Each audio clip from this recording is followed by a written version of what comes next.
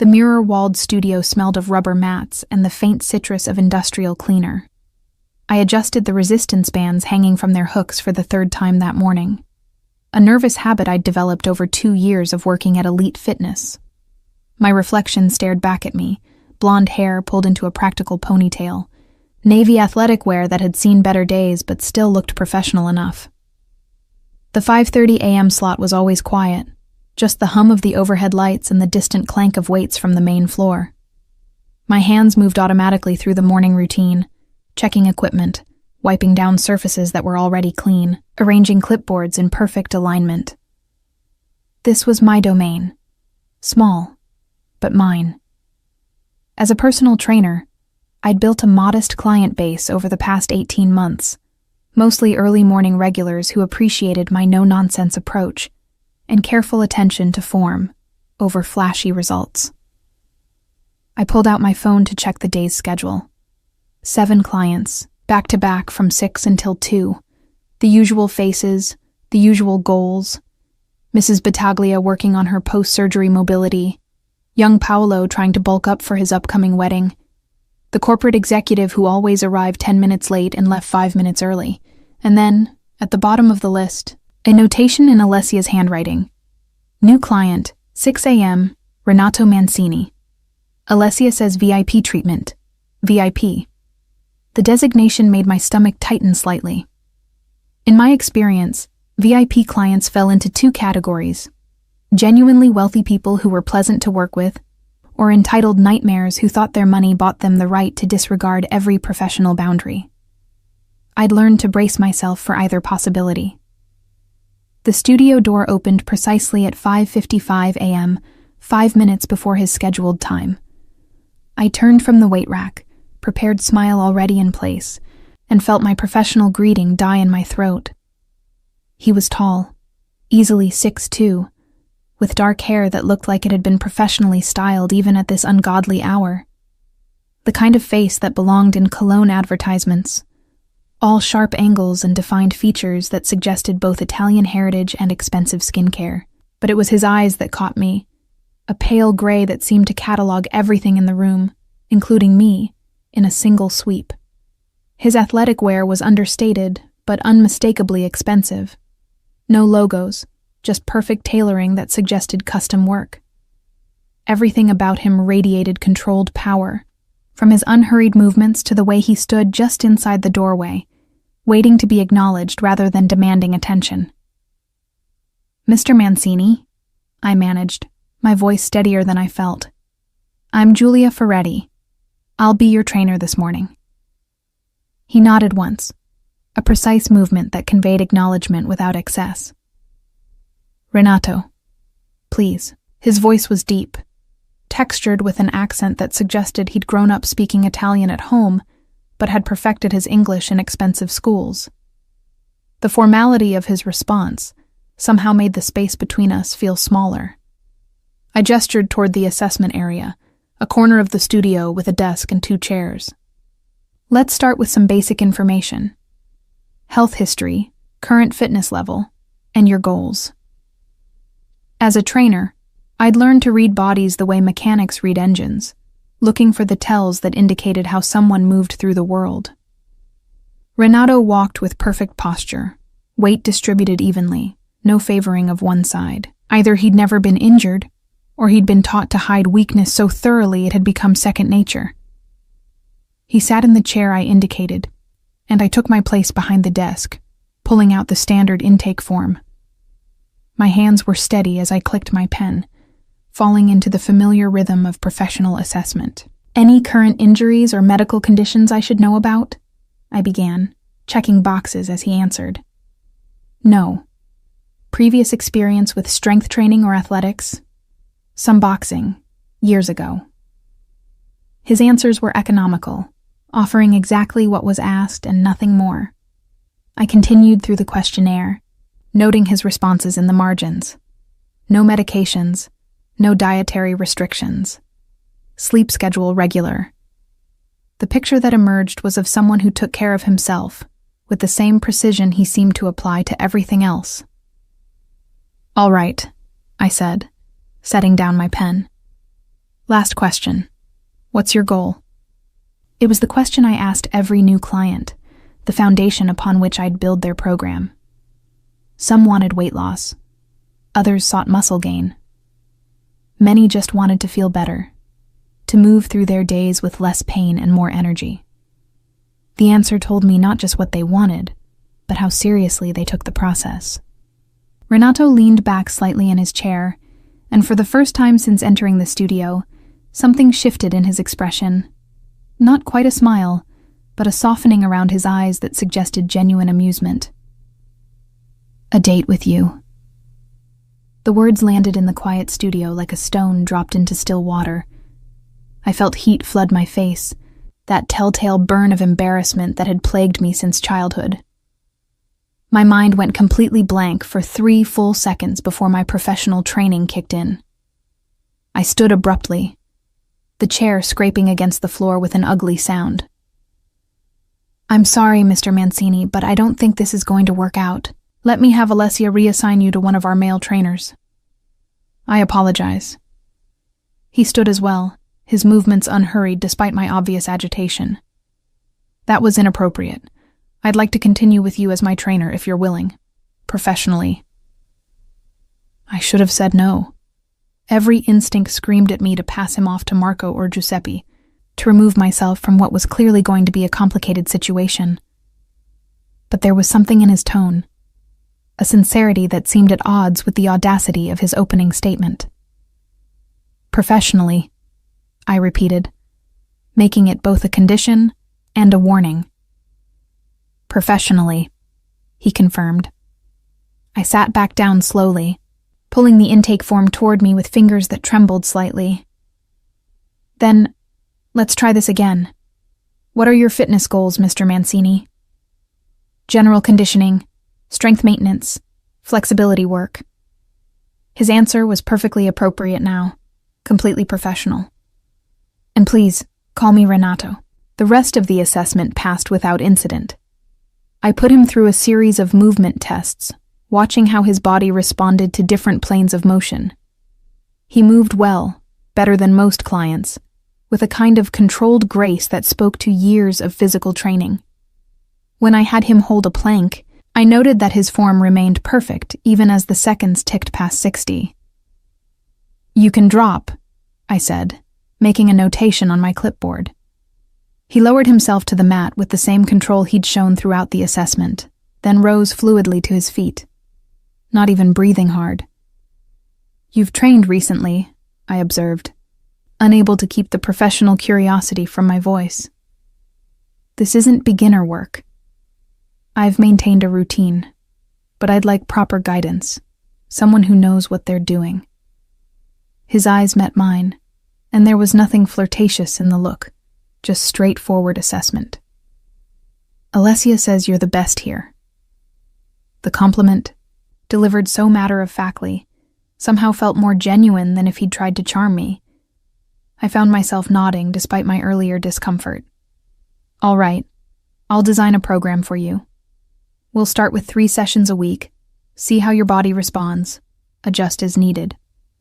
I was already mentally sketching out routines, thinking about which exercises would challenge him without risking injury. Can you commit to Mondays, Wednesdays, and Fridays at 6? Yes. The simplicity of his agreement, the lack of negotiation or excuses, marked him as different from most clients who inevitably had scheduling conflicts or wanted to start with just 1 session a week. Then I'll see you Wednesday. I extended my hand, keeping everything professional.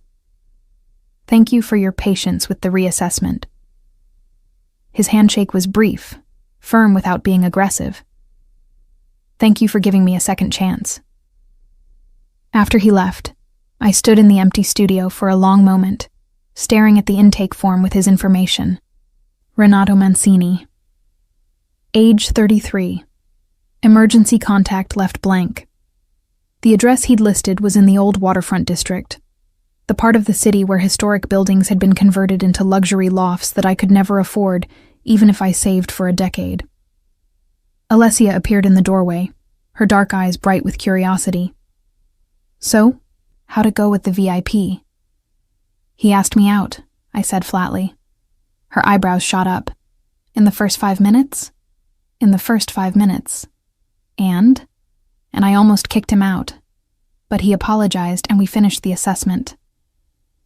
I gathered up my papers, not meeting her gaze. He's scheduled for Monday, Wednesday, Friday at 6. Alessia leaned against the doorframe, a knowing smile playing at her lips. You know he specifically requested you, right? Came in last week, watched you training Mrs. Battaglia, asked Chiara at the desk who you were, then signed up for a premium package on the spot. Something fluttered uncomfortably in my chest. That's kind of creepy. Or kind of romantic, Alessia suggested. Rich, handsome, clearly interested. You could do worse.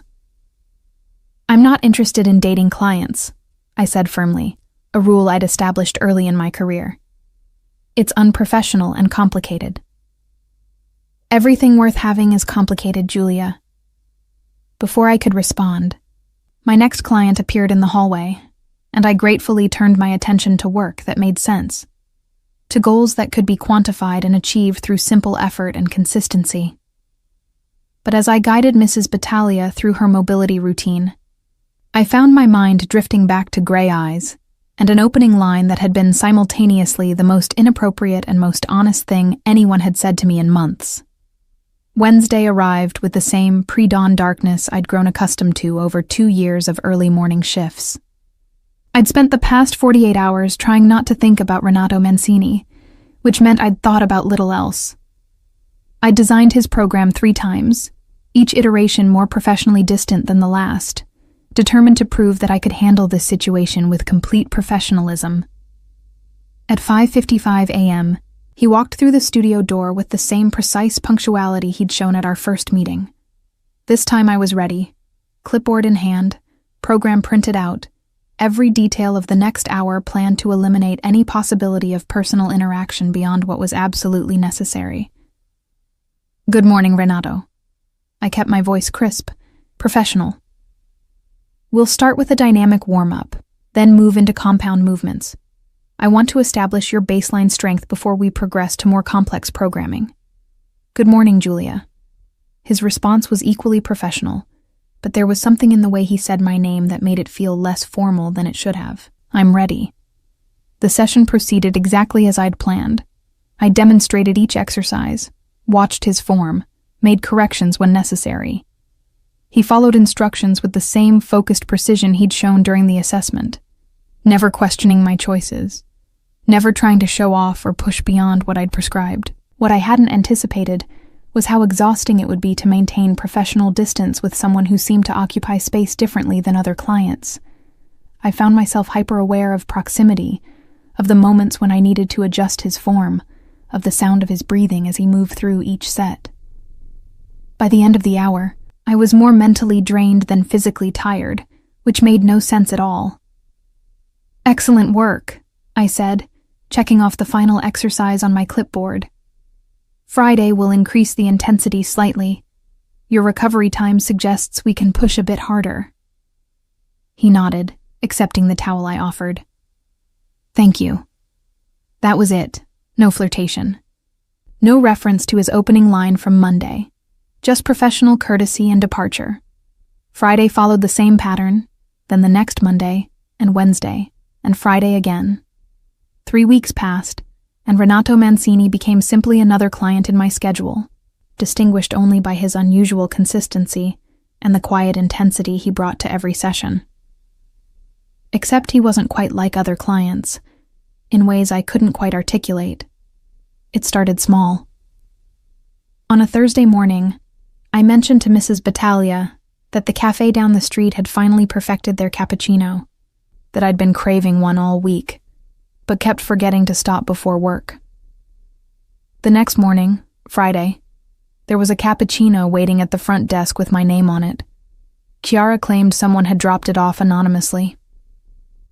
2 weeks later, I complained to Alessia about the broken cable machine in the corner of the studio, how management kept promising to fix it, but never followed through.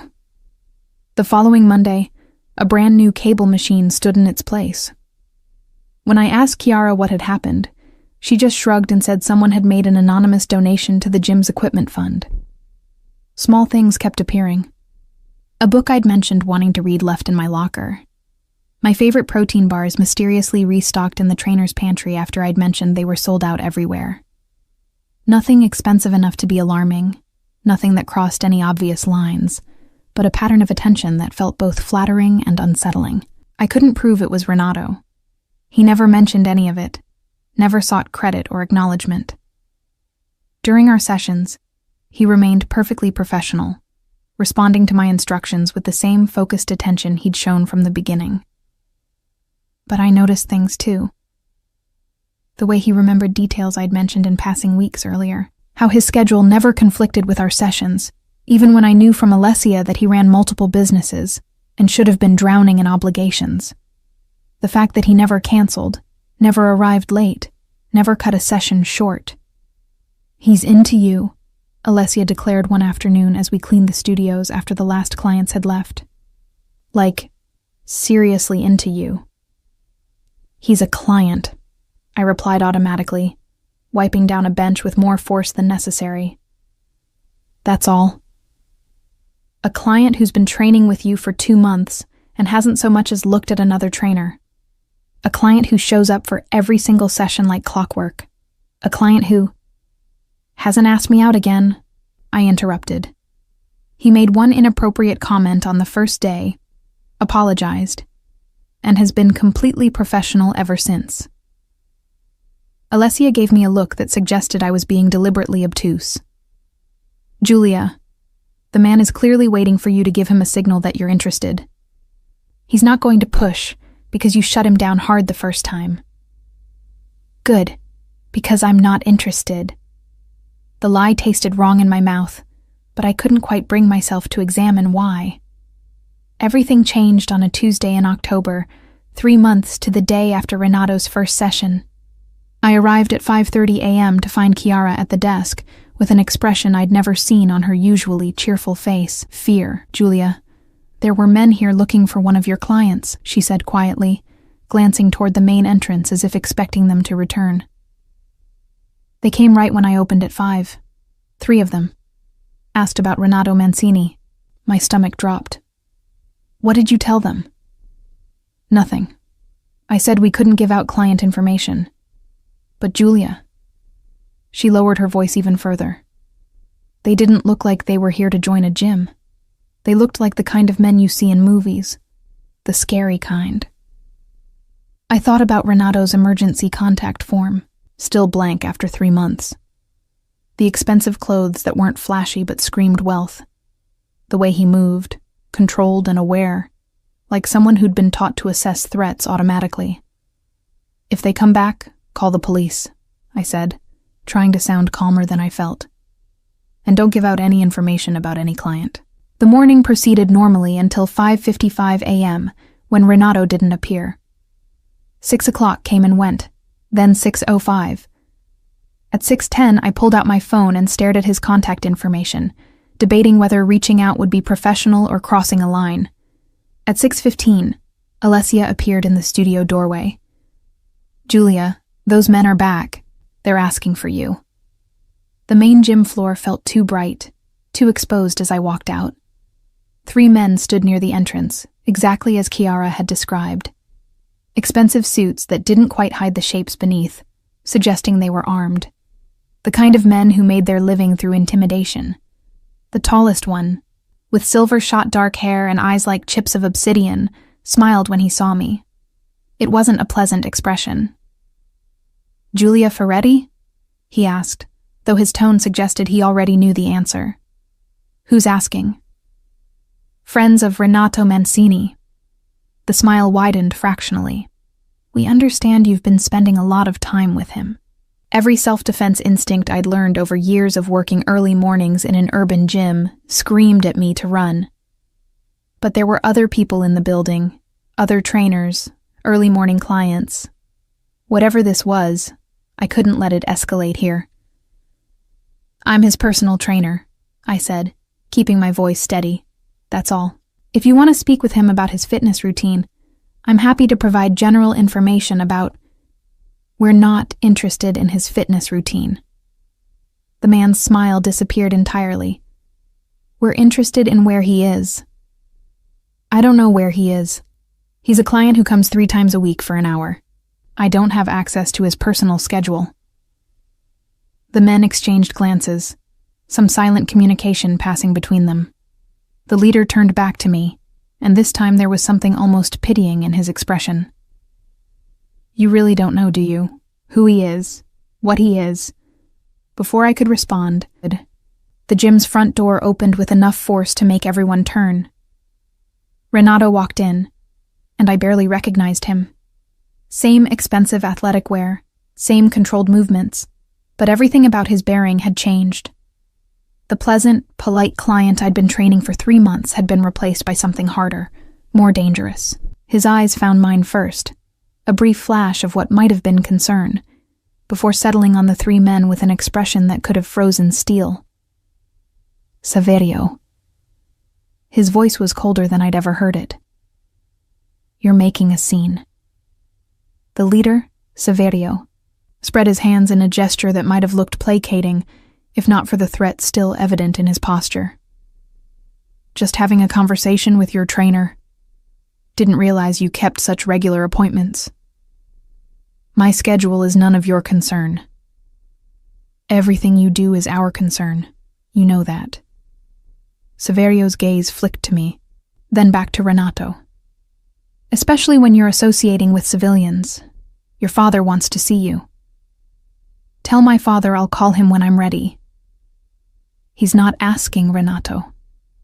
The tension in the air was thick enough to taste, metallic and sharp.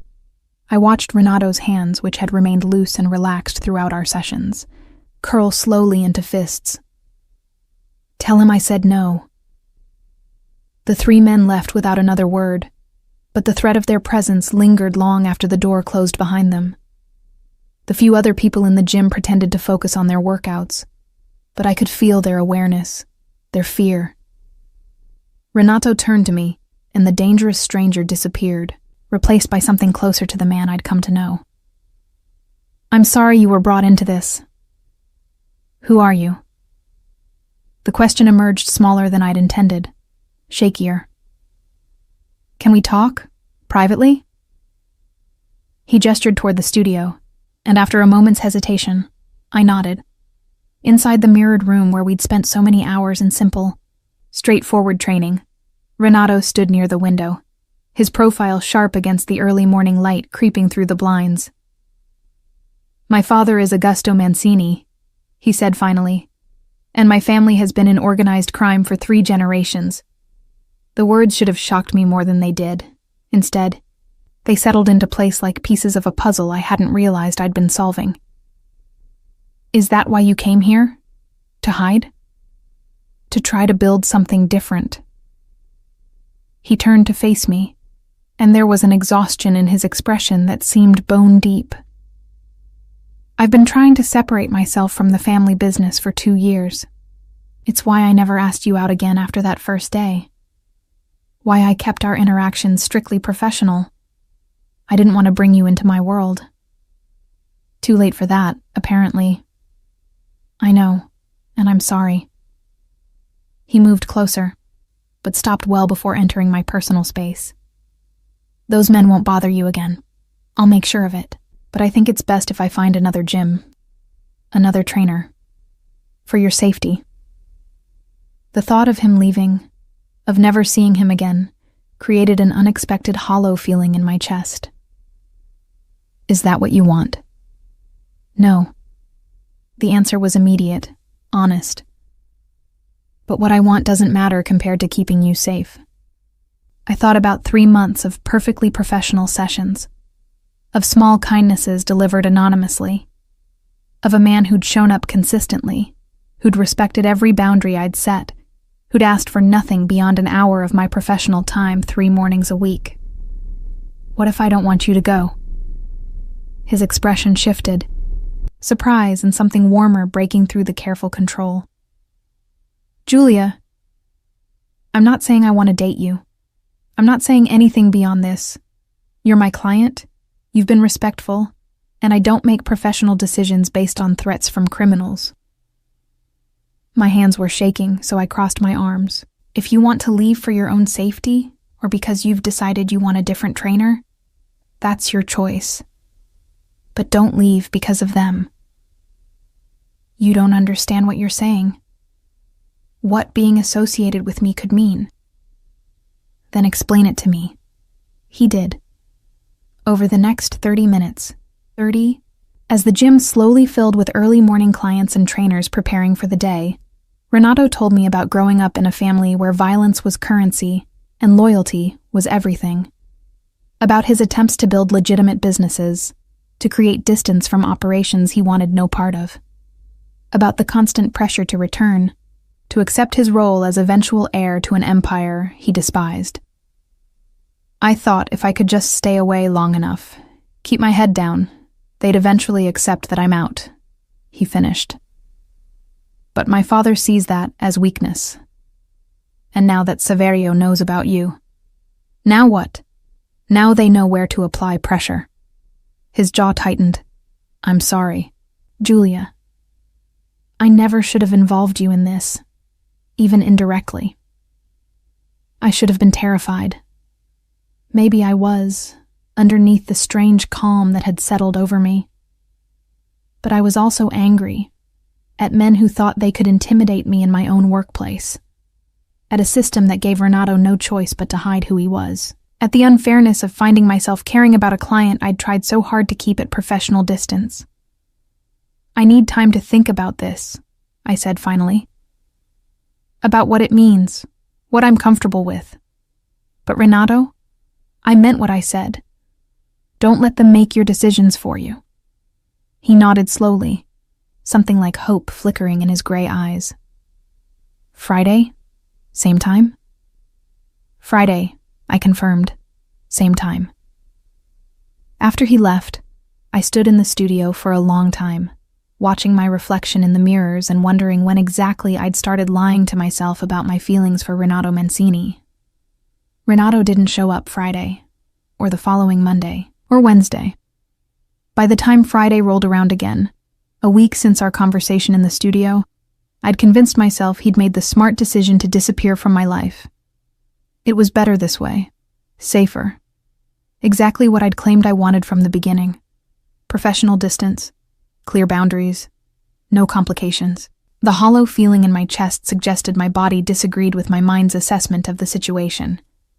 I was running through the checklist for my 6 a.m. client when Alessia appeared in the doorway, her expression unreadable. "Package for you at the desk," she said, "from your missing VIP." The envelope was cream-colored, expensive paper stock, my name written across it in precise handwriting. Inside was a single sheet, the same quality paper, and a key. "Julia, I owe you an explanation that requires more than the hour we'd normally have together. If you're willing, meet me at the address below tonight at 8. The key opens the private entrance. If you choose not to come, I'll understand, and I'll arrange for a different gym. The choice is entirely yours. Renato below." His name was an address in the waterfront district, the same neighborhood he'd listed on his intake form. I stared at the note for so long that Alessia finally cleared her throat. "So, what does it say?" "He wants to meet. Tonight." I turned the key over in my palm, heavy and cold. "To explain. Are you going to go?" The smart answer was no. The safe answer was no. Every piece of professional training I'd ever received screamed no. "I don't know," I admitted. By the time 8 o'clock arrived, I'd changed my clothes 3 times, vacillating between something professional, because this wasn't a date, something casual, because I didn't want to seem like I was trying, and something in between, because I had no idea what I was doing. I settled on jeans and a simple sweater, pulled my hair into a ponytail, and drove to the waterfront district with my phone's GPS guiding me through streets that became progressively nicer the closer I got to the water. The building was a converted warehouse, all exposed brick and enormous windows. The kind of place featured in architecture magazines, where a single unit probably cost more than I'd make in 5 years. The private entrance Renato had mentioned was around the side, a discreet door that the key opened smoothly. The elevator inside was small, intimate, with only one button. It carried me up 3 floors and opened directly into a loft that took my breath away. Floor-to-ceiling windows overlooked the harbor, the city lights reflected in dark water. The space was open, minimalist, with furniture that looked both comfortable and expensive. But what caught my attention was the kitchen island, where Renato stood chopping vegetables with the same precise attention he brought to exercise form. He looked up when the elevator opened, and something in his expression softened when he saw me. "You came. You sent a key and a cryptic note." My curiosity outweighed my common sense. I stepped into the loft, hyper-aware of the click of the elevator closing behind me, of being alone with him in his private space for the first time. "I'm making dinner," he said, gesturing to the ingredients spread across the marble counter. "Nothing fancy. Pasta, vegetables, simple proteins." I thought neutral territory might be easier than a restaurant, but I didn't want you to feel obligated to anything. The food is optional. The thoughtfulness of the arrangement, the way he'd anticipated my concerns about meeting him alone, made something warm unfurl in my chest. "I could eat," I admitted. He smiled then, a real smile that transformed his face from handsome to something approaching devastating. "Good, because I've been told I make decent carbonara."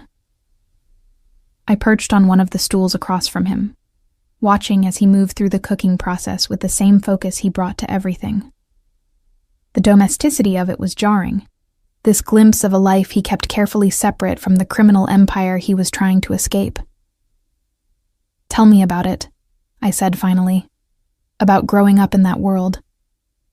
He was quiet for a long moment, adding pasta to boiling water, adjusting the heat beneath a pan of vegetables. When he spoke, his voice was measured, like he was choosing each word carefully. "My grandfather came to this country with nothing.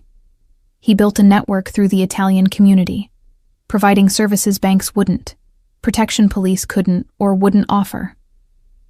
By the time my father took over, it had evolved into something bigger, darker.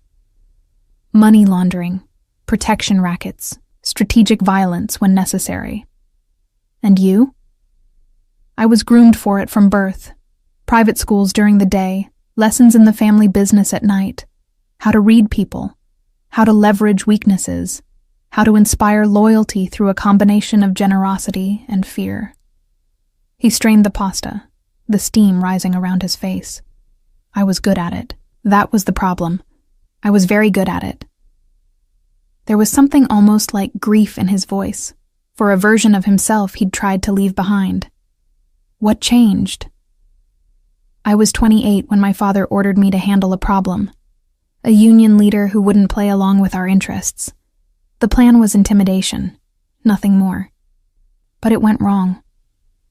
He plated the pasta with steady hands. A man died, not by my hand, but under my watch. And I looked at my father, waiting for some sign that we'd crossed a line, that this was different. But it wasn't. It was just business. He set a plate in front of me, the food arranged with the same precision he brought to everything. The carbonara looked and smelled perfect, but I couldn't bring myself to eat yet. I started separating my money from the family's, building legitimate businesses, real estate mostly, investments in companies that weren't fronts for anything. It took me 2 years to get clean enough that I could even consider walking away. But you didn't walk away. I tried. 6 months ago, I told my father I was out, that I'd maintain family loyalty in the sense that I'd never testify, never cooperate with law enforcement, but I was done with the operations. He finally sat down across from me, his own plate untouched. He said I could have a year, to prove I could build something worthwhile on my own. If I failed, I'd come back to the fold. And if you succeeded, then he'd accept my decision, in theory. Renato's expression suggested he didn't quite believe it. But 6 months into that year, I walked into a gym at 5:30 in the morning because I couldn't sleep, and I saw you training an elderly woman with more patience and care than I'd seen anyone show anything in my entire life. The shift in topic caught me off guard. Mrs. Battaglia, I watched you correct her form 3 times, so gentle she smiled each time instead of being frustrated. And I thought, I want someone like that in my life, someone who approaches the world with that kind of careful attention. My face heated, that familiar burn of embarrassment mixing with something warmer. So you asked me out in the first 5 minutes of our first session. So I completely destroyed any chance of you taking me seriously. He smiled ruefully. I spent the next 3 months trying to prove I could respect your boundaries, that I could be worthy of your time, even just professionally. The cappuccinos, the equipment donations, the books. I wanted you to know you were noticed, but I didn't want to push. You'd made your position clear. He finally picked up his fork, twirling pasta absently. And then Saverio showed up at the gym, and I realized I'd failed at the one thing that mattered, keeping you separate from all of this. We ate in silence for a few minutes. The carbonara was, as promised, excellent. The view from the windows was spectacular, and the man sitting across from me was nothing like I'd expected when he first walked into my studio 3 months ago. Why me? I asked finally. You could have anyone. Someone from your world who understands it. Someone with connections, with wealth, with... Someone who wouldn't look at me the way you did that first day when I crossed a line. He interrupted. Someone who wouldn't demand better from me simply by existing with such clear principles. He stood, moving to the window, his silhouette dark against the city lights. I'm not a good man, Julia. I've done things I can't undo, made choices I'll carry for the rest of my life. But around you, I want to be better. You make me want to be the kind of person who deserves someone like you. I joined him at the window, maintaining careful distance but close enough to see his reflection in the glass. I'm not some perfect person, Renato. I'm just a trainer who tries to help people move better through their lives. That's it. That's everything, he said quietly. In a world built on violence and control, you spend your days teaching people to be stronger, healthier, more capable. You build instead of destroy. That's not just anything. The intensity in his voice made my breath catch.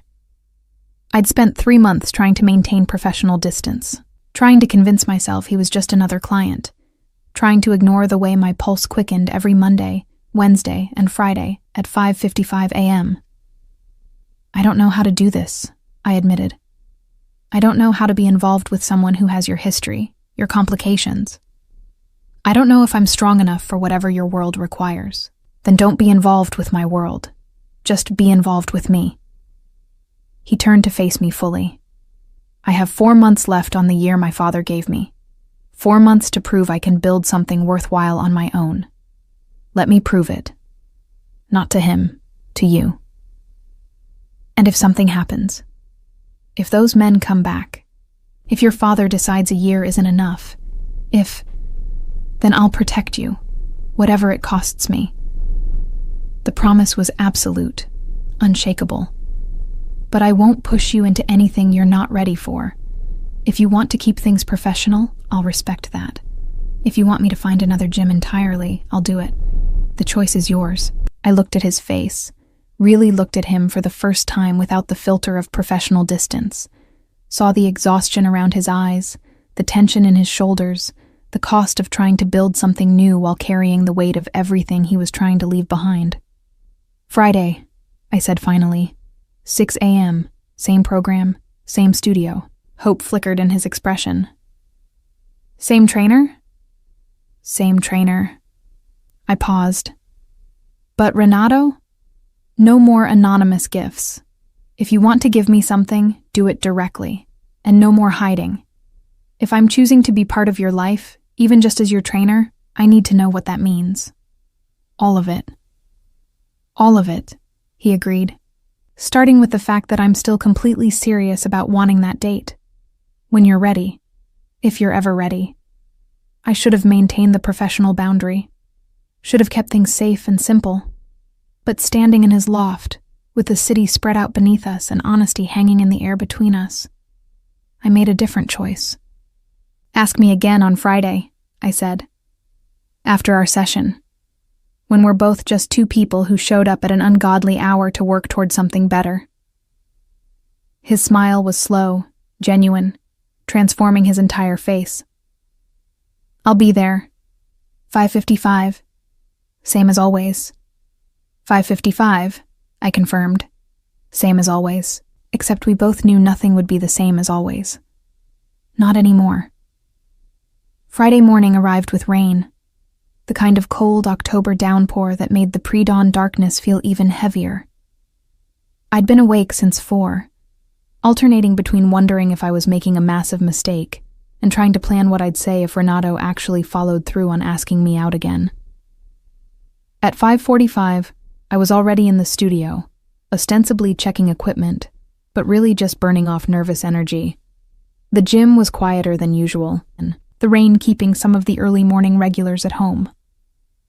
At precisely 5:55 a.m., the studio door opened.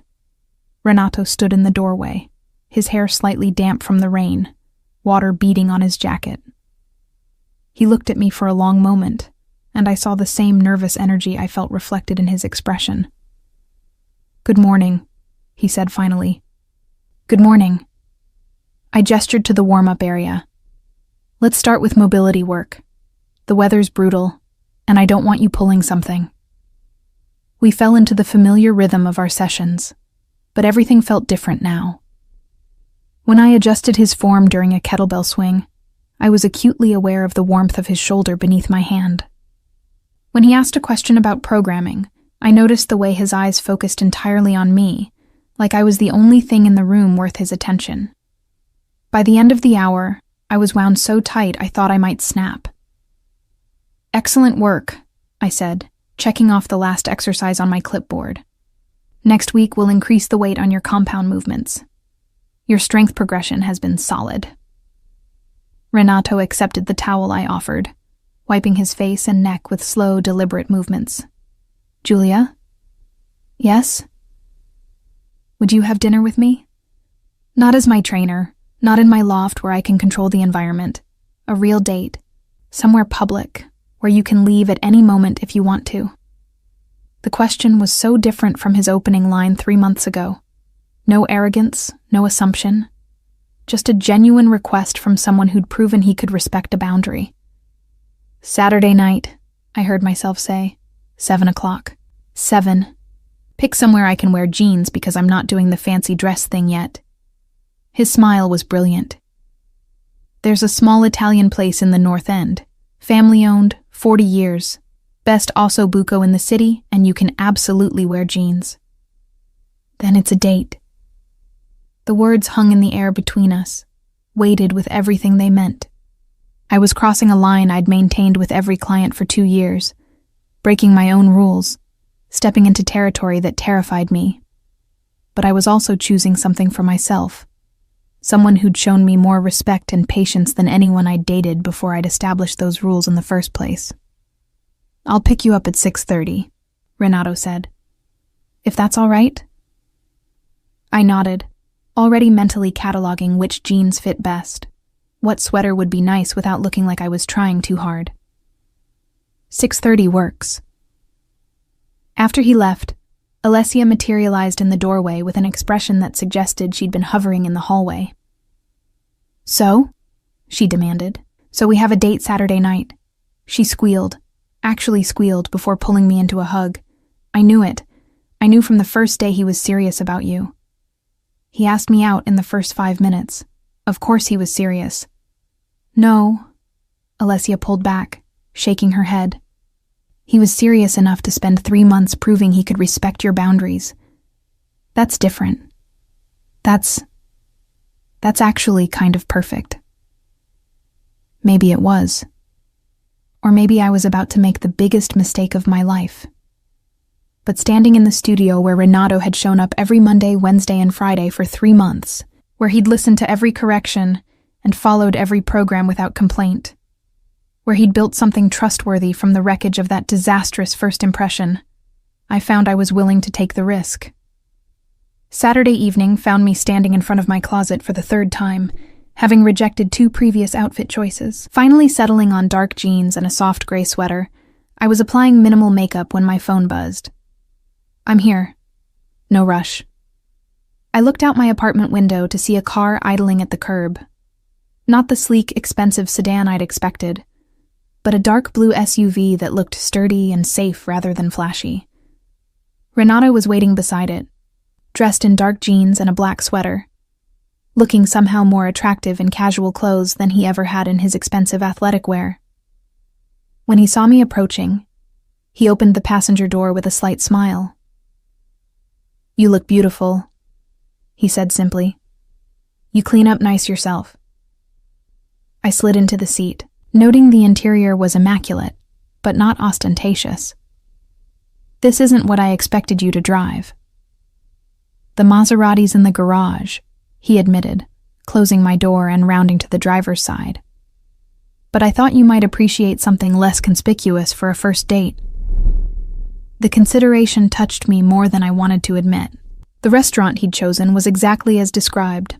Small, family-owned, with checked tablecloths and candles in wine bottles. The kind of place where the owner greeted Renato by name and kissed both his cheeks before showing us to a corner table. "You're a regular here," I observed after we were seated. "My grandmother used to bring me here when I was young. Before." He gestured vaguely. "Before everything got complicated. The owner's daughter married my cousin. They're good people." Good people in his world, I noted. People who knew what his family was, but saw something beyond it.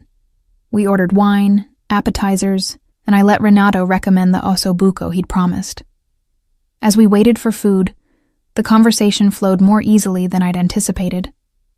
He asked about my path to personal training, and I found myself telling him about my grandmother, who'd emphasized the importance of strength and health after watching her own mother deteriorate from preventable conditions. She used to say that taking care of your body was the first act of self-respect, I said, tracing the rim of my wine glass, that you couldn't take care of anyone else if you didn't take care of yourself first. Wise woman. Renato's expression was thoughtful. My grandmother said something similar. She believed that real strength was knowing when to fight and when to walk away. Did she know about the family business? She was the one who started it. His smile was sad. Back when it was just helping new immigrants, before it evolved into what it became. She died thinking she'd built something to protect our people. I'm glad she didn't live to see what it turned into. The food arrived, and it was as excellent as promised. We ate and talked, and I found myself relaxing in a way I hadn't expected. Renato was funny when he let himself be, with a dry sense of humor that emerged when he wasn't maintaining careful control. He asked questions and actually listened to the answers, remembered details from conversations we'd had during training sessions. By the time dessert arrived, I'd almost forgotten the circumstances that had brought us together. Almost. "Can I ask you something?" I said, setting down my fork. "Anything." "Why personal training? Of all the ways you could have spent your time during this year your father gave you, why choose to work with a trainer 3 mornings a week?" He considered the question seriously, swirling the wine in his glass. "Because it was the opposite of everything I'd known. In my father's world, strength means domination, control, making people fear you enough to do what you want." He looked up, meeting my eyes. "But watching you train people, I saw a different kind of strength. You push people to be better, but you do it by building them up, not breaking them down. That's what I wanted to learn. How to build something instead of just maintaining what already existed through force." The insight into his motivation made my chest tight. "And did you? Learn it?" "I'm still learning. But yes, I think so. My real estate company turned profitable last quarter. Legitimately profitable. And I have 5 employees who trust me because I treat them fairly, not because they're afraid of me." He reached across the table, his hand stopping just short of mine. "I'm not there yet, but I'm closer than I was 3 months ago. I closed the distance, letting my fingers brush against his. For what it's worth, I think you're doing better than you give yourself credit for. His hand turned, palm up, an invitation rather than a demand.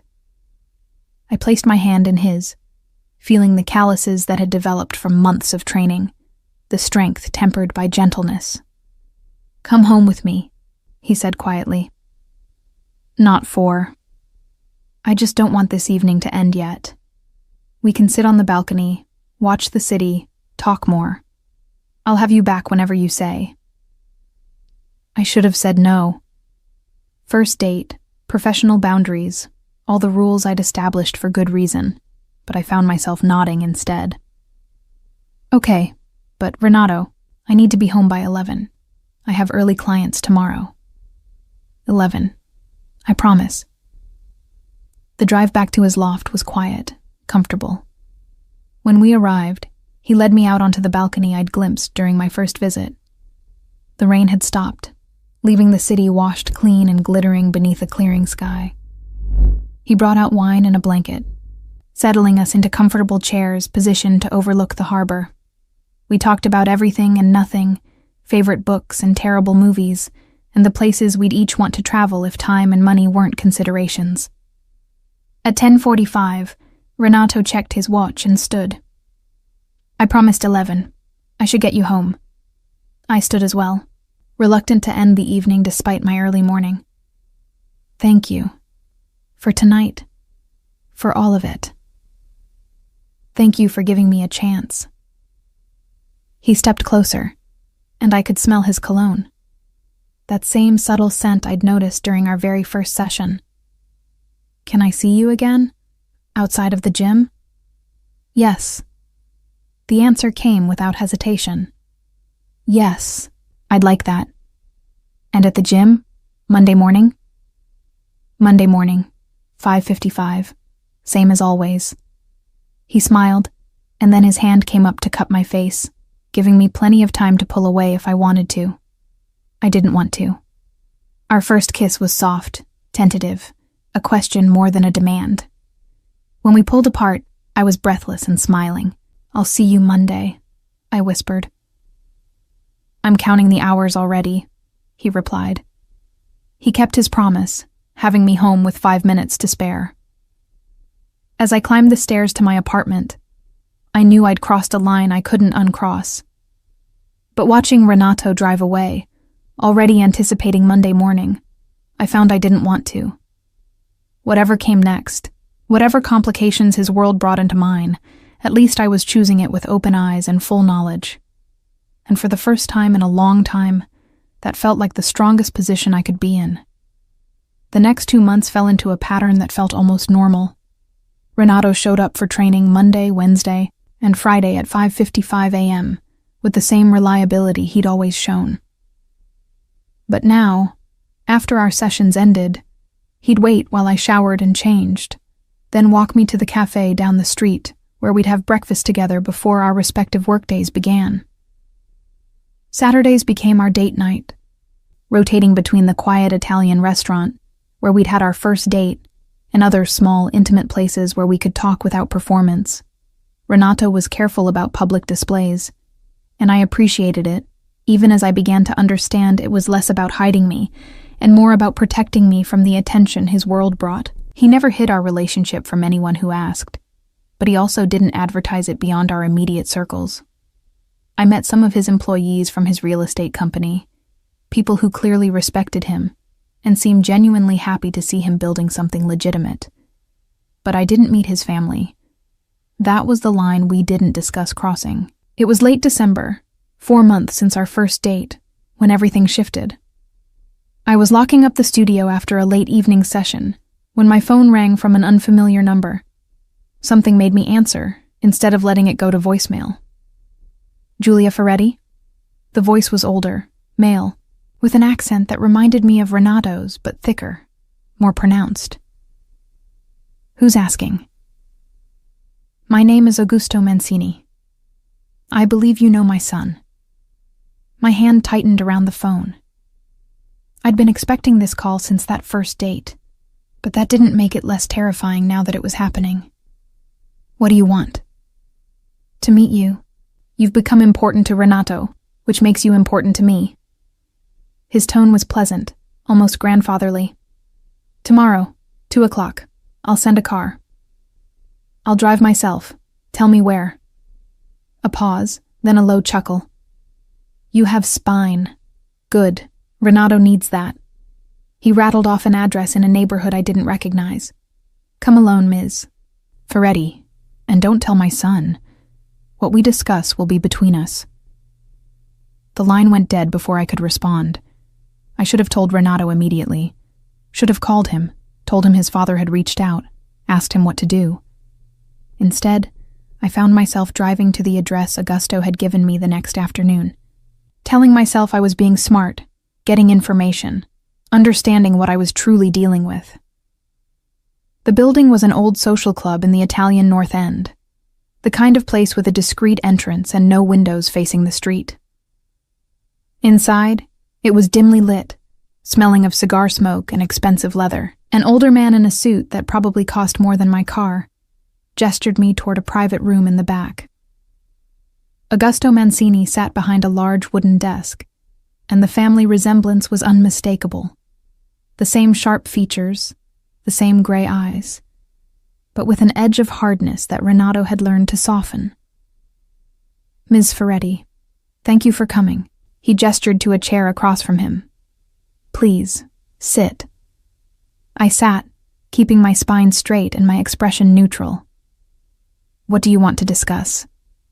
My son, his experiment with legitimate business, and you.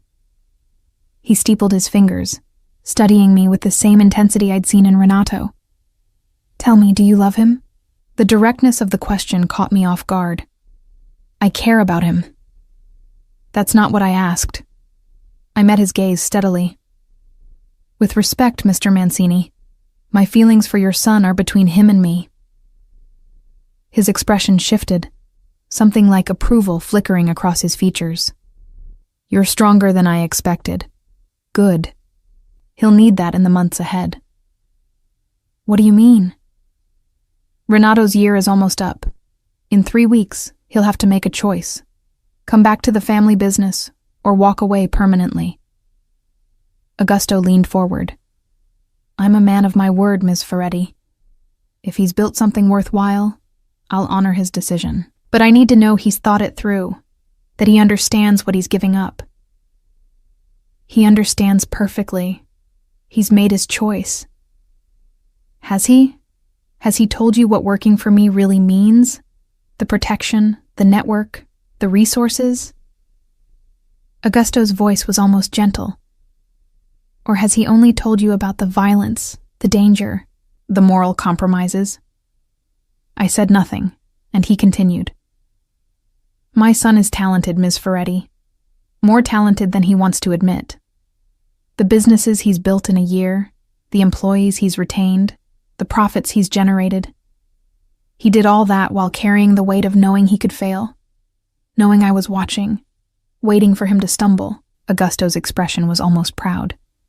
Imagine what he could do with the full resources of the family behind him, what we could build together. He doesn't want that. He thinks he doesn't want it. But deep down, he's still my son, still drawn to the power, the control, the ability to shape outcomes.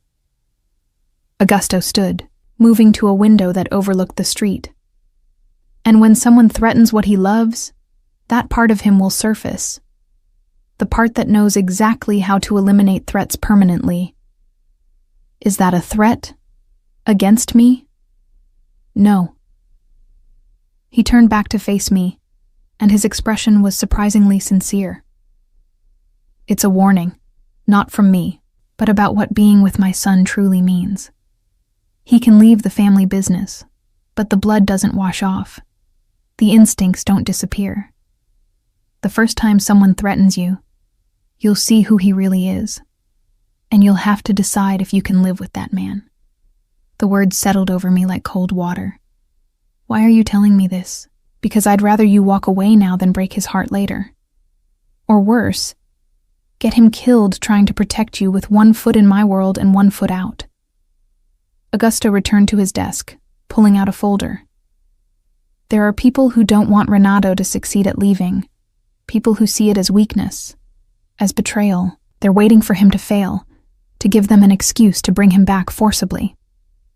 He slid the folder across the desk. Inside were photographs. Me leaving the gym. Me at the cafe with Renato. Me at my apartment.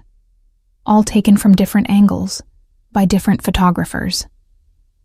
These are from associates of mine, documenting Renato's activities as requested. But there are others watching, Ms. Ferretti. Others who would use you to hurt him, to force him back into the fold. Augusto's expression was grave. If you truly care about my son, you'll consider whether your presence in his life makes him stronger or more vulnerable. And I closed the folder, fighting to keep my hands from shaking. Did you bring me here hoping I'd break up with him? I brought you here hoping you'd understand what you've chosen, that you'd either commit fully or step away cleanly. He sat back down, and for a moment, looked almost tired. I've seen too many people hurt because they were caught between worlds they didn't understand. I don't want that for you. And despite what you might think, I don't want it for my son either. What do you want for him? To be happy. To be safe. To have the life he chooses. Augusto's smile was sad. But I'm also a pragmatist. And I know that the life he wants may not be the life he's capable of sustaining. Not because he lacks ability, but because the world he was born into doesn't let people go easily. I stood, needing to end this conversation before it completely unraveled my composure. Thank you for the warning, Mr. Mancini, but I'll make my own decisions about what I can or can't handle. I expected nothing less. He stood as well, extending his hand. For what it's worth, I hope you prove me wrong. I hope my son finds the peace he's looking for, and that you're strong enough to stand beside him while he claims it. I shook his hand briefly, then left before he could say anything else that would make me question everything I thought I knew. That evening, Renato showed up at my apartment unannounced, his expression thunderous. You met with my father. Not a question. I stepped aside, letting him in. How did you know? Because he told me. Called me an hour ago to say he'd had a very interesting conversation with my girlfriend, and that I'd chosen well. Renato's hands were clenched at his sides. Julia, you can't just meet with him alone. He's dangerous, manipulative. I know what he is. He made that very clear. I crossed my arms. He also made clear what being with you means. The danger, the complications, the fact that people are watching me to get to you. Renato's expression shifted from anger to something closer to fear. What did he say to you? I told him everything, watching his face grow progressively darker. When I finished, he was silent for a long moment. He's right, he said finally, the words seeming to cost him. About all of it. You're more vulnerable because of me, and the part of me that knows how to protect you, how to eliminate threats. He's right about that too. I know. You know. He looked at me incredulously. You know, and you're still here? I'm still here because I've spent 5 months watching you build something good. Because I've seen you choose patience over force, respect over domination. Because I believe the man you're becoming is stronger than the man you're leaving behind. I stepped closer. But I need you to be honest with me. All the way honest. No more protecting me from information I need to make informed choices. Julia. I mean it, Renato. If we're doing this, if I'm choosing to be part of your life knowing what it means, then you don't get to hide things from me to keep me safe. We make decisions together, or we don't make them at all. He stared at me for a long moment, and I could see the war playing out behind his eyes. The instinct to protect fighting against the need to respect. Together, he agreed finally. But that means you have to tell me when my father contacts you. when anyone from that world reaches out. Because I can't protect you if I don't know what threats exist. Deal. We stood there in my small apartment, and I realized this was a turning point. Not just in our relationship, but in how we'd navigate the complicated space between the life Renato was building and the world he was trying to leave behind. 3 weeks, he said quietly. In 3 weeks, I have to give my father my final answer, and what will you tell him? That I'm out, completely, permanently out. He pulled me close, his arms solid around me. But he was right about one thing. The moment I make that official, everyone who's been waiting to see if I'd fail will make their move. It's going to get dangerous before it gets better. Then we'll be dangerous together, I said against his chest, feeling his heartbeat steady and strong beneath my ear. He pulled back enough to look at me, and there was something fierce in his expression. I love you. I should have said it before now, but I love you, and I promise you, whatever happens, I will keep you safe. I love you too, I whispered, the words both terrifying and liberating. And I promise you, whatever happens, I won't let you face it alone. The kiss that followed was different from any we'd shared before. Not tentative or gentle, but claiming and desperate, like we were both trying to prove we were strong enough for what was coming. We had 3 weeks until Renato's deadline. 3 weeks to prepare for the war that was coming. 3 weeks to prove that the life he was building was worth fighting for. And I intended to use every single day of it to make sure we were ready.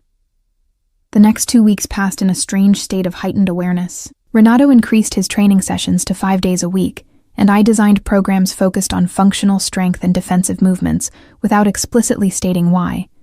He never said he was preparing for a fight, but we both knew what the extra conditioning meant. He also introduced me to 2 of his employees who weren't employees at all, but security specialists he'd hired to watch over both of us. One was a former military operative, who now ran close protection for executives.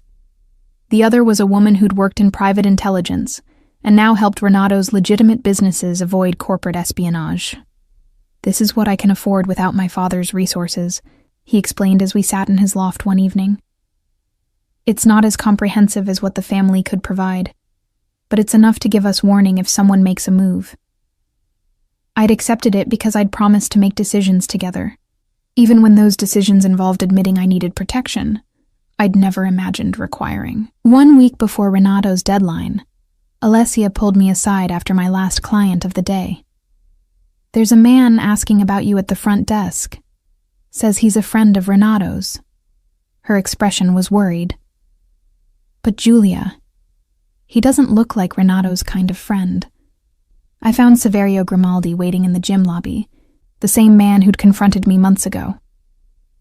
He stood when he saw me, his expression carefully neutral. Ms. Ferretti, I apologize for the intrusion, but I have information you need to hear. I'm not interested in anything you have to say. Not even if it concerns Renato's safety? He gestured to the door. 5 minutes. Just a conversation. Renato doesn't need to know. Against my better judgment, I followed him outside. The December evening was cold, my breath misting in the air between us. Augusto isn't the only one watching Renato's decision, Saverio said without preamble. There are others in the organization who see his departure as an insult, a betrayal. They've been waiting for Augusto's year to expire so they can make their move. What kind of move? The permanent kind. Saverio's expression was grim. They'll come after his businesses first, burn them to the ground, destroy everything he's built. And when he tries to rebuild, they'll come after you. The threat hung in the cold air between us. Why are you telling me this? Because I served with Renato's father for 30 years. I watched Renato grow up, trained him myself in some of the skills he's now trying to forget. Saverio's voice softened slightly. I don't want to see him die trying to prove he can survive outside the family. And I don't want to see you die because he was too proud to accept the protection he needs. So you want him to come back. I want him to survive. If that means coming back, yes, if that means something else. He pulled out a card, pressed it into my hand. There are ways to exist between worlds, ways to maintain connection to the family without being fully operational. Augusto would accept that, even if he won't say so directly.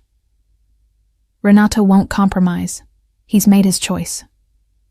Then convince him to be smart about it, to accept protection, resources, connections that could mean the difference between building a life and losing everything. Saverio stepped back. The card has my private number. When things get bad, and they will get bad, call me. Don't let pride kill him. He left before I could respond, disappearing into the evening crowd. I looked at the card in my hand, then at the gym, where Renato would be arriving for his evening session in an hour. The session I'd added to his schedule because he'd asked, because we were both preparing for something we refused to name directly. I should have thrown the card away. Should have told Renato about the conversation immediately. Instead, I tucked it into my wallet and went back inside to prepare for our training. That night, after we'd pushed through an intense conditioning session, I told him about Saverio's visit. Every word, every warning, every offer of compromise. Renato listened in silence, his expression growing darker with each sentence. "He's trying to manipulate you," he said when I finished. "Trying to use you to make me doubt my decision." Maybe. But what if he's right about the danger? What if refusing all connection to your father's world makes you more vulnerable instead of safer? I won't live half in and half out. I won't be the son who shows up for family dinners while people die based on decisions made in private meetings I'm not supposed to know about. His voice was firm. "I told you from the beginning who I was, what I wanted to leave behind. I haven't changed my mind. I know. I'm not asking you to. I'm asking you to be smart about how you make your exit." I moved closer, taking his hands in mine. "Your father said something that's been haunting me. That people caught between worlds get hurt. What if there's a way to leave that doesn't require burning every bridge?" There isn't. Not with men like the ones Saverio represents. They see any compromise as weakness, any connection as an obligation they can exploit. He pulled me close. "I love you for trying to find a middle path, but some situations don't have one." 5 days before the deadline, Renato's real estate office was vandalized. Not destroyed, just damaged enough to send a message. Windows broken, files scattered, computers smashed. The security footage had been professionally disabled. 2 days later, one of his properties was targeted with arson. The building was empty, scheduled for renovation, so no one was hurt. But the message was clear. They could reach his businesses anytime they wanted. The night before his deadline, Renato and I sat on his balcony, watching the city lights flicker in the darkness below. "Tomorrow I tell my father I'm out. Completely, permanently out." His voice was steady, but I could feel the tension in his body. "And then whatever happens, happens. I'll be with you, whatever comes." "No." He turned to face me, his expression resolute.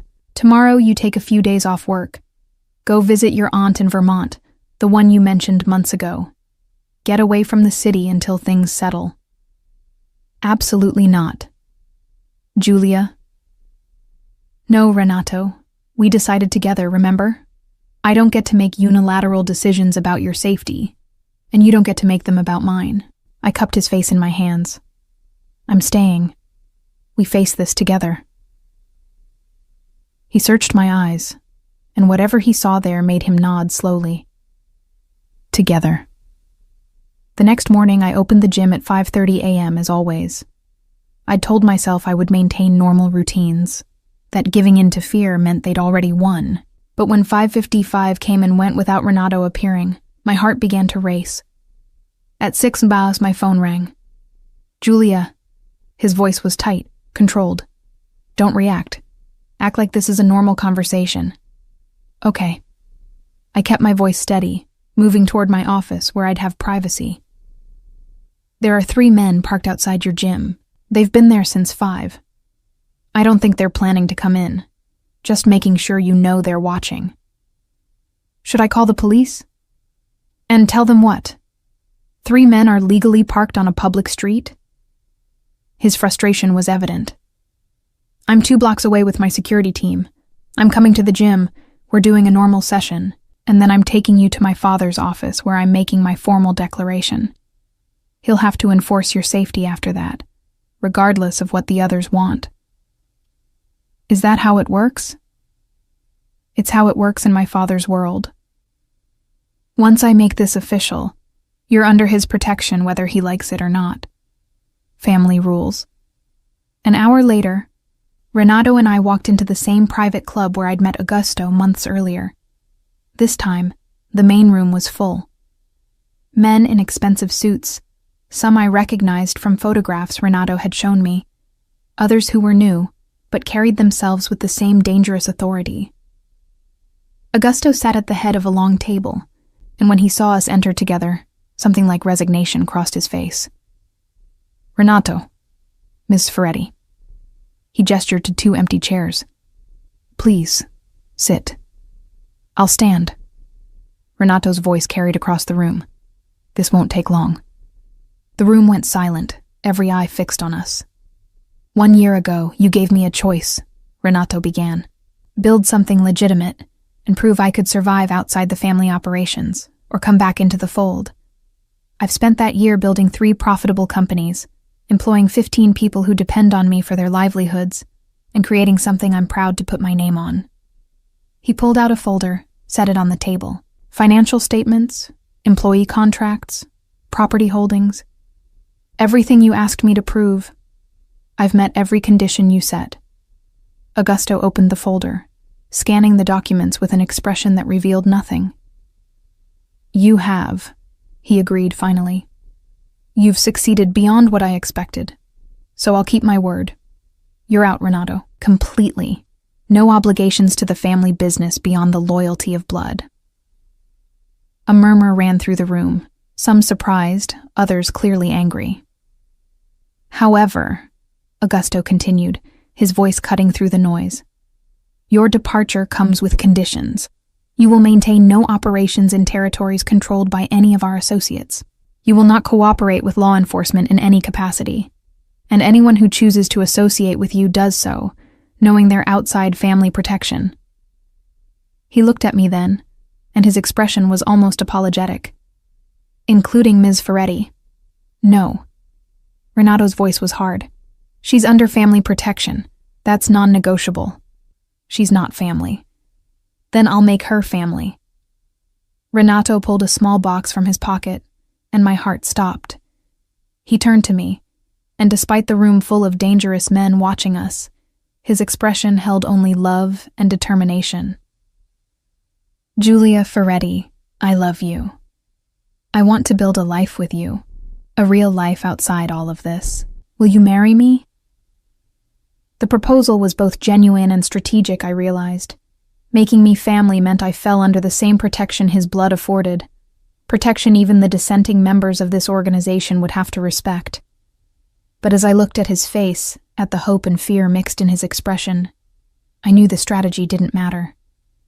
What mattered was that he'd chosen me, chosen us, chosen the life we could build together over the power his father offered.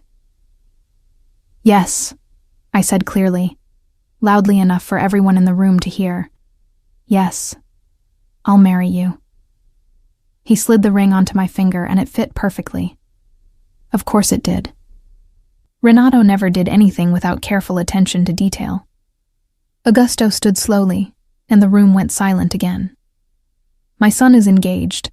His fiancée, Bouncy, is now under family protection until such time as they marry, at which point she becomes a Mancini, and is protected as such permanently. His gaze swept the room, landing on faces I couldn't read. Any violation of this protection will be considered a personal insult to me. Are we clear? Nods around the room, some reluctant, others accepting. Then this meeting is concluded. Renato, Ms. Ferretti, stay a moment. The room cleared quickly, men filing out with backward glances at us. When the door closed, leaving just the three of us, Augusto's formal expression softened slightly. "That was well played," he said to Renato, using marriage to force my hand. "It wasn't just strategy. I love her." "I know." Augusto looked at me. "Ms. Ferretti, you understand what you've agreed to? You're marrying into a family that will never be fully separated from its history. Renato can build legitimate businesses, live a clean life, but the name Mancini carries weight in certain circles. That will follow you both." "I understand. And you're choosing it anyway." "I'm choosing him.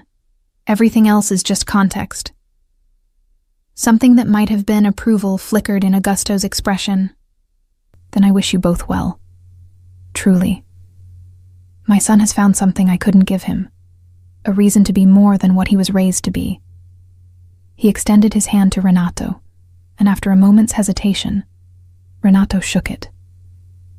"Be happy," Augusto said quietly. "Build the life you want. But know that if you ever need the resources I can provide, you need only ask. Blood doesn't stop being blood just because you've chosen a different path." "Thank you, Father."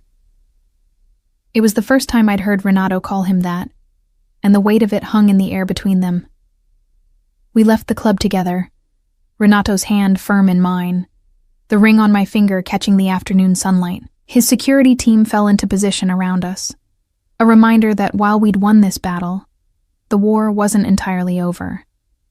But as we drove back to the gym where we'd first met, where he'd asked me out in the first 5 minutes and I'd almost kicked him out, where we'd built something real over months of early morning training sessions, I felt something settle in my chest. We'd chosen each other. Everything else we'd figure out together. 3 months later, we married in a small ceremony at the Italian restaurant where we'd had our first date. Alessia was my maid of honor, and Renato's best man was one of his employees from the real estate company, a former accountant who'd taken a chance on a business with a questionable owner and found it was the best decision he'd ever made. Augusto attended, along with several family members who'd accepted Renato's departure with varying degrees of grace. But the majority of guests were people we'd chosen.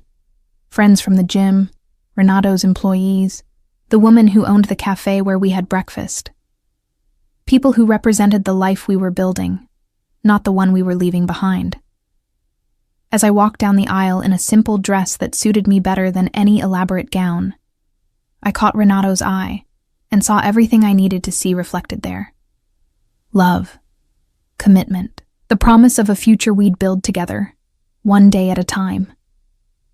When we said our vows, I promised to be his strength when he needed it, to push him to be better the way I did in our training sessions, to never let him settle for less than what he was capable of becoming. He promised to show up for me the way he had every Monday, Wednesday, and Friday for over a year. To respect my boundaries, even as he challenged me to expand them. To build a life worthy of the faith I'd shown in choosing him. We kept those promises. 6 months after the wedding, Renato's real estate company went public, the stock price exceeding all projections. A year after that, we opened a second office in Boston. He hired more employees, built more buildings, created more distance between himself and the world he'd left behind. I continued training at Elite Fitness, but we also opened a small private facility where we worked together, me designing programs and Renato handling the business side. It wasn't grand or flashy, but it was ours. We had our first child 2 years after the wedding, a daughter with my eyes and Renato's stubborn determination. Watching him hold her for the first time, seeing the wonder and fear in his expression, I knew we'd made the right choice. And every Monday, Wednesday, and Friday at 6 a.m., before the baby woke, before the day's chaos began, we'd meet in our home gym for an hour. Just the two of us, moving through routines that had become second nature, building strength together the way we had from the beginning. Sometimes he'd catch my eye between sets and smile. That same smile he'd given me when I told him to ask me out again after our session, when we were just two people showing up at an ungodly hour to work toward something better. "What's your goal?" I'd ask, repeating the question that had started everything. And he'd always give the same answer, the one that had terrified and thrilled me in equal measure. A life with you, today, tomorrow, and every day after. And somehow, against all odds and despite every complication his world had brought into mine, we'd built exactly that.